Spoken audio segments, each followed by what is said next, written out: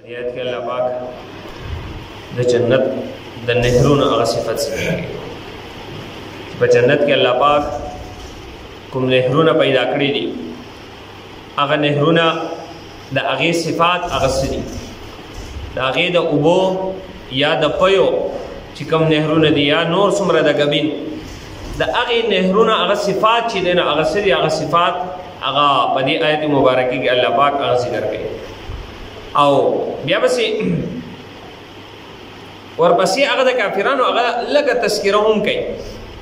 دا د دې لپاره ګوره دا هغه نتیجه راوباسي څنګه چې په دې کتابونو کې هغه یو واقعه ذکر شي او په اخره کې چې دی د هغې هغه مار راوباسلی شي، دا د دې نتیجه را مونږ ته د دې نه چې دی نه هغه دا سبق حاصلېږي. نو دلته الله پاک هغه د جنت د نعمتونو او د نهرونو هغه صفات ذکر کوي.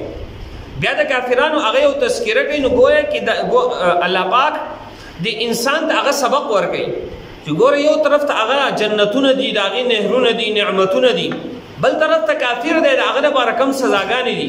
تاسو به خپله چې دی نه هغه فیصله وکئ چې کوم طرف ته چې دی نه هغه تلل پکار دی.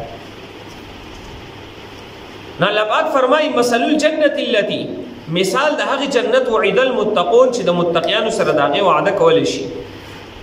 دا هغه جنت دی فیها انهار چې په دې کې نهرونه دي من ماء د اوبو غیر آسن چې بدبوداره کېدونکي نه دي. یعنې داسې اوبه دي چې هغه د وخت سره په هغې کې بدبویي نه راځي. اوس د مدرسې کې ما د هلکانو ته یې ما له اوبه راکړې د دې لاندې کولر دی، نو د هغې کولر د اوبو دومره وخت هم نه دی شوی، 2 که 3 ورځې شي. هغه اوبه چې ما وڅښلې نه هغه هغې کې خوند شي. د اوبو دنیا کې دغه صفت دی که څومره ښایسته اوبه ولې نه خوږې نه خوږې اوبه ولې نه، خو چې دا یو څو ورځې دغه شانتې دی نه هغه پرتي په دې کې خوند کېږي. جنت د جنت اوبه به هغه وي که دا هر څومره هغه پرتې وي په دې کې به چې دی نه هغه بدبو نه پیدا کېږي، خوند به د هغې نه بدلېږي، څښا کېږي به نو، خرابېږي به نو. دا د جنت د اوبو هغه صفت دی. من ماء داسې اوبه دي په دغې نهر کې، د جنت په دغې نهر کې غیر آسن چې نه خرابېدونکي دي، و انهار او نهرونه من لبن د پیو لم یتغیر طعمه چې د هغې خوند بدلېدونکی نه دی. په دنیا کې د دنیا د پیو صفت دا دی چې دا پاخه نه کړی شي یا په ګرمۍ کې هغه داسې کېښودلی شي نو هغه خرابېږي، څښا کېږي. د جنت پی د هغې پخولو ته هم ضرورت نشتی، هغه په فریج کې ایښودلو ته هم ضرورت نشته دی، هغه به نه څښا کېږي. دا د جنت د پی. ګوره د جنت د هر څیز صفت دا دی چې په دې کې بس ښاوالی نه. انسان دی که نه، انسان که جنت ته لاړ شي، ګوره انسان په دنیا کې څومره ښایسته نه ښایسته خوراک وکړي چې ګوره په دنیا کې دغه دی که نه چې څومره ښایسته خوراک کېږه نو ذایقه دار، دومره به چې دی نه د هغې نه ذایقه دار چې دی نه هغه څه کېږي، دومره خراب چې دی نه هغه د هغې نه لوی بول جوړېږي. ګوره چې څومره ښایسته خوراک و د هغې الټ چې دی نه هغه څه کېږي، هغه خرابېږي. څومره ساده خوراک دی وکړو دومره به چې دی نو د هغې نه د هغې په ګندګۍ کې به دومره هغه بدبویي نه وي. دا د دنیا یو قانون دی. خو جنت ګوره انسان عاجزه دی، انسان چې دی نه هغه پاک هم اوسېږي او بعضې حالاتو کې انسان ته ګندګي هغه هم راځي، خو جنت پاک ځای دی. په جنت کې به انسان خوراکونه کوي خو ګندګي به هغه نه وي، واړه ګول به نه وي، لوی بل به چې دی نه هغه په جنت کې هغه نه وي، ځکه جنت پاک ځای دی او د پاکو خلکو ځای دی. نو د جنت د هر څیز صفت دا دی چې په هغې کې بس ښاوالی دی. د دنیا د څومره هغه میوې تاسو وینئ لږې ورځې هغه کېدی هغه څښا شي، د جنت میوې به څښا کېږي نو. و انهار من لبن او داسې د پیو نهرونه دي لم یتغیر طعمه چې د هغې خوند به نه بدلېږي. و انهار من خمر او د خمرو یعنې د شرابو داسې نهرونه دي لذت للشاربین چې خوند ورکوونکي د څښونکو ته. د دنیا او د جنت په شرابو کې هغه فرق دی. د دنیا شراب د هغې د وجې نه په سر باندې درد راځي، د آخرت د جنت د شرابو نه د سر درد نه راځي. د دنیا د شرابو د وجې نه د انسان عقل هغه محو کېږي، په هغې باندې غلبه راځي، دا انسان مغلوبه کېږي، دا عقل هغه محو شي، منجمد شي، بیا عقل چې دی نه هغه کار نه کوي. د آخرت شراب د جنت شراب په هغې کې دغه صفت هغه نشته. د دنیا د شرابو د وجې نه انسان هغه ګډې وډې وایي، په ځان نه پوهېږي. د آخرت په شرابو کې دغه صفت هغه نشته دی. د آخرت د جنت شراب هغه انتهایی پاکیزه شراب دی، نشه په هغې کې نشته دی، صرف نوم ورته د دغې شراب ورکړی شوی دی، خو نور د جنت د شرابو په مثل هغه نه دی. وانهار او نهرونه من عسل د ګبین مصفا صفا کړی شوي. مطلب په دنیا کې چې کوم ګبین دی په دې کې د ونې نه یا د مچو یا د مچۍ د دې ګګ د دې چې کومه ګندګي وي څومره چې دنه هغه د مخالطونه یا زګونه د څومره هغه ګندګیانې په دې دنیاوي ګبین کې هغه راځي، د جنت په ګبین کې به هغه دا نه وي، بلکل صفارون ګبین چې دنه هغه به د جنت وي. ولهم فیها من کل الثمرات، او د دې جنتیانو دپاره به په دې جنت کې هر قسمه میوې وي. نو د دې میوو هم دغه صفت دی چې هغه میوې به خرابېدونکي نه وي. ومغفرة او بخنه د دې جنتیانو دپاره من ربهم د طرفه د رب د دینه. د دې لپاره اعلان دی، الله پاک به اعلان وکړي نن زه ستاسو نه راضي یم، زه به چېرته ستاسو نه ناراضه نه شم جنتیانو ته. نو یو طرف ته دا جنتیان دي، بل طرف ته په دې آیت په دې اخره کې الله پاک فرمایي کمن دا خلک د هغې چا په شان کیدی شي هو خالد فی النار چې هغه همیشه په اور کې وي. نو آیا دا جنتیان او همیشه جهنمیان دا برابر کیدی شي؟ وسقوا ماء، او په دغې جهنمیانو بس کولی کېږي هغه اوبو حمیما چې هغه ایشېدلې اوبه. نو ګوره یو طرف ته جنتیانو د اوبو صفت ذکر شو، او څلور قسمه اوبه چې هغه مایا څیزونه دي، څلور قسمه اوبه دي، پی دا مایا، او دغه رنګې شراب مایا، او دغه رنګې چې دی نه هغه ګبین. دا څلور قسمه مایع څیزونه چې انسان دا سکاک دی د انسان دپاره، او بل طرف ته د جهنمیانو دپاره چې دی نو هغه د اوبو صفت ذکر کېږي. یو طرف ته د جنتیانو د اوبو صفات، بل طرف ته د جهنمیانو د اوبو صفت چې هغه انتهایی ایشېدلې او ګرمې چې دی نو هغه اوبه دي. فقطع امعاءهم، د دې کلمې به هغه ټوکړې ټوکړې کړي. حدیث شریف کې راځي دی چې انتهایی تږي شي په جهنم کې، دې ته به هغه کاسه چې دی نو دی به اوبه ډېر کلونه خو به دی اول اواز کوي چې موږ ته اوبه راکوي. د دې خبره اواز به چې دی نو هغه څوک نه اوري.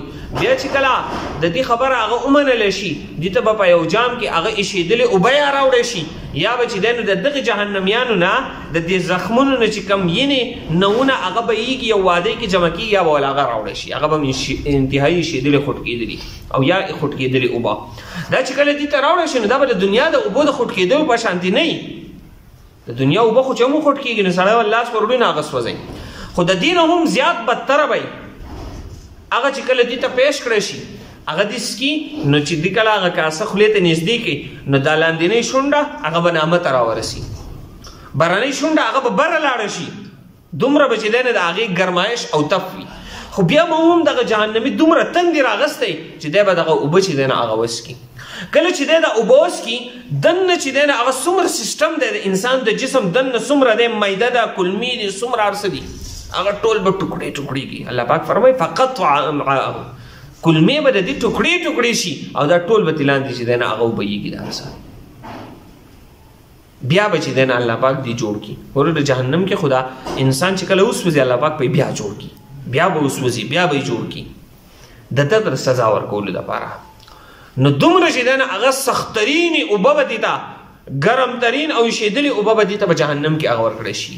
نو الله پاک موازنه پیش کړي چې آیا یو طرف ته هغه خلک دي چې هغوی ته څومره ښایسته اوبه ورکولی کېږي، بل طرف ته هغه خلک دي چې هغوی ته دغه ایشېدلې او ګرمې اوبه چې دی نو هغه ورکولی کېږي. د جنت د دې نهرونو او د اوبو څه صفات دلته په دې تفسیر مظهري کې څه حدیثونه را نقل کړي دي. د جنت د اوبو هغه صفت ذکر کوي.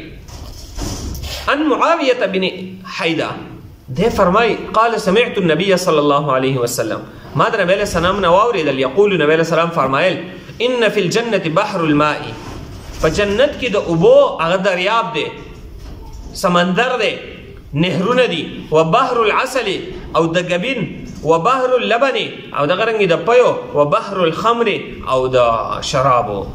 ثم يشق الانهار منها، بیا د دینه چې دنه هغه نهرونه جاری شوي دي، دا غټ غټ دریابونه دي، د دینه نهرونه چې دنه په جنت کې هغه خواره شوي دي. وعن ابي هريره رضي الله تعالى عنه قال قال رسول الله صلى الله عليه وسلم، نبی علیہ السلام فرمایل انهار الجنه تفجر من جبل مسك، د مشکو د دې یو ډیرکۍ دی، یو غر دی، د هغې نه چې دی نو د جنت ته نهرونه هغه راوتلي دي. دغه رنګ عن مسروق قال انهار الجنة تجري من غير اخدود، رواه ابن مبارك والبيهقي. وعن انس قال قال رسول الله صلى الله عليه وسلم لعلكم تظنون ان انهار الجنة اخدود في الارض، لا تاسو وایئ چې د جنت دا نهرونه دا به د دنیاوي نهرونو په شان دي چې دنه هغه لوړ جوړ او ګډ وړي، نه، لا والله انها سابحه على وجه الارض، تاسو وایئ چې دا به د ځمکه کې دننه روان وي او ګډ وډ، نه، دا به د ځمکې باندې هغه له پاسه چې دنه په سطحه باندې په ښایسته طریقې سره هغه بهیږي. حافتاه خیام اللؤلؤ، د دې دواړه طرفونو ته به هغه د ملغلرو هغه خیمې وي. وطینها المسک ازفر، او د دې خاوره هغه به چې دنه هغه د مشک وي، او کاڼي چې دنه هغه ملغلرې وغیره، یعنې ښایسته طریقې سره چې دنه هغه د دې جوړښت هغه هم شوی دی. وعن ابي هريره رضي الله تعالى عنه قال قال رسول الله صلى الله عليه وسلم سيحان وجيحان والفرات والنيل كلها من انهار الجنه. ګوره دریای سیحون، جیحون، فرات او نیل، دا څلور دریابونه. ګوره دریای فرات او دریای نیل دا خو مصر طرف ته چې دنه هغه دي، خو سیحون او جیحون دا څلور انهار نبی علیه السلام فرمایي دا د جنت نهرونه دي. مثلا یو نقشه ده په هغې کې د دې نهرونو چې دنه هغه ټوټل هغه نقشه را نقل کړې ده. دا سیحون او جیحون دا دوه دریابونه چې دنه زموږ په دې علاقو باندې دي. دا چې دنه هغه یو دریای کابل دی او یو چې دنه دا دریای سیند دا دریاب دی. د دې دا نقشه چې دنه هغه نقل کړې ده، خود دا د جنت نهرونه دي. نو مطلب د دې څه شو؟ مطلب دا دی چې کوم صفات الله پاک د جنت په نهرونو کې هغه یې ښودلي دي، د هغې نه څه صفات الله پاک په دې کې هغه هم یې ښودلي دي. د دې دا اوبه انتهایي خوږې او ښایسته دي. د جنت د نهرونو نه څه صفات هغه په دې کې هغه راغلي دي. ګویا کې دا د جنت د نهرونو هغه یو نقشه را نقل کوي موږ ته، لکه څنګه چې په دنیا کې هغه د جنت هغه د میوو چې دی هغه یو مثل دی، دا میوې دغه رنګې دا نهرونه دي. قال نبی علیہ السلام فرمای بل حدیث کې اربعه انهار الجنه، څلور نهرونه هغه د جنت دي، النیل دریای نیل، والفرات وسیحان وجیحان، واربعه جبال من جبال الجنه، او څلور غرونه په دنیا کې هغه د جنت غرونه دي، احد او دغه رنګې تور، کوی تور، کوم چې موسی علیه السلام به پکې هلته کې د الله پاک سره مناجات کول، ولبنان ودرقان، دا څلور غرونه چې دین هغه د جنت د غرونو هغه یو مثل دی. وعن کعب الاحبار قال نهر النیل هو نهر العسل، دا دریای نیل چې کوم دی دا گویا کې دا ګبین نهر دی د جنت. و نهر دجله نهر اللبن، او د دجلې نهر چې دی دا د پیو نهر دی. و نهر الفرات، او د فرات نهر چې دی نهر الخمر فی الجنه، دا د خمرو او یعنی د شرابو چې دی هغه نهر دی په جنت کې. و نهر سیحان نهر الماء فی الجنه، دا چې دی هغه د اوبو نهر دی سیحان. رواه البیهقی وذکر البغوی قال قول كعب نهر دجله نهر ماء اهل الجنه، دجله چې دی هغه دا د جنتیانو د اوبو نهر دی، دریای دجله. ګوره دا څومره نهرونه چې د دنیا دا ذکر کېږي، دا چې دی هغه د جنت د نهرونو هغه یو مثل چې دی هغه موږ ته ذکر کېږي. دغه رنګې د میوو هغه تذکره هم ده. الحمد لله رب العالمين والصلاة والسلام على خير خلقه محمد وآله وأصحابه أجمعين. ربنا ظلمنا أنفسنا وإن لم تغفر لنا وترحمنا لنكونن من الخاسرين. وصلى الله تعالى على خير خلقه محمد وآله وأصحابه أجمعين برحمته.